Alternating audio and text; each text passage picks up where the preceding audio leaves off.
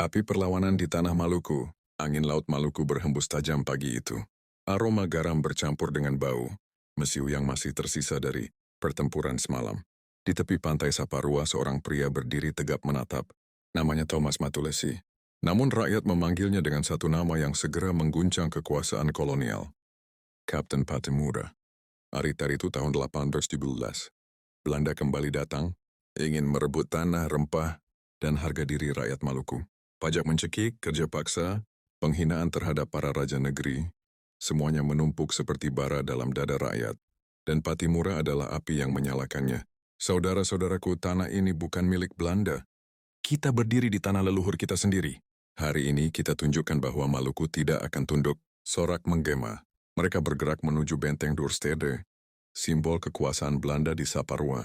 Benteng batu itu berdiri kokoh, meriamnya menghadap laut. Bendera Belanda berkibar sombong. Namun pagi itu bendera itu akan jatuh. Dengan strategi cepat dan serangan mendadak, pasukan Patimura menerobos gerbang.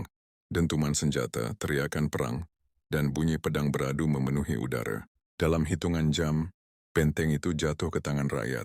Bendera Belanda diturunkan. Bendera perlawanan dinaikkan. Kabar kemenangan itu menyebar cepat ke seluruh Maluku.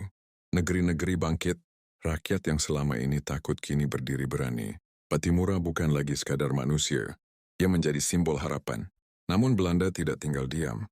Mereka mengirim kapal perang, pasukan bersenjata lengkap, dan meriam yang jauh lebih kuat. Langit Maluku mulai dipenuhi asap perang. Suatu malam, Patimura duduk bersama para pemimpin negeri di sebuah rumah kayu kecil. Lampu minyak menerangi wajah-wajah tegang. Pasukan Belanda lebih banyak, kata salah satu tetua. Senjata mereka lebih modern. Patimura tersenyum tipis, tapi mereka tidak punya satu hal yang kita punya. Apa itu? Tanya seorang pemuda. Tanah ini adalah ibu kita. Dan siapa yang berperang demi ibunya, tidak akan pernah takut. Belanda mulai frustasi. Mereka tak menyangka perlawanan kecil ini begitu kuat.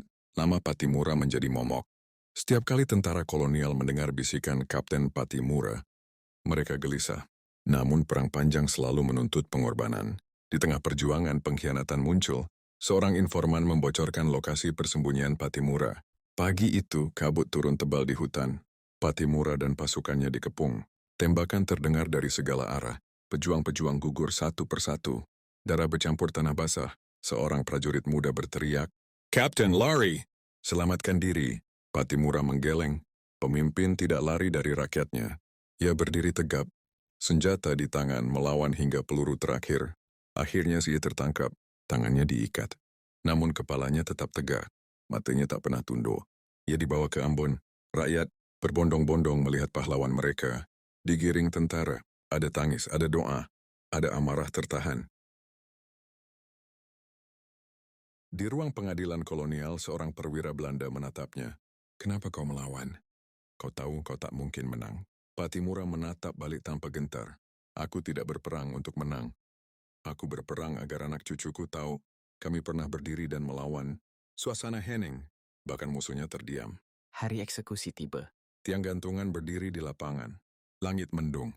Angin laut berembus pelan seolah ikut berduka sebelum tali melingkar di lehernya.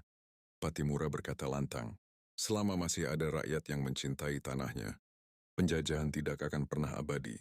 Detik berikutnya tubuhnya terhenti, namun semangatnya justru hidup selamanya. Tahun-tahun berlalu, Belanda akhirnya pergi, Indonesia merdeka, dan nama Patimura dikenang sebagai pahlawan nasional. Patungnya berdiri, namanya diabadikan, kisahnya diceritakan dari generasi ke generasi, dan di pantai Saparua ombak masih berbisik. Kapten Patimura, api perlawanan dari timur,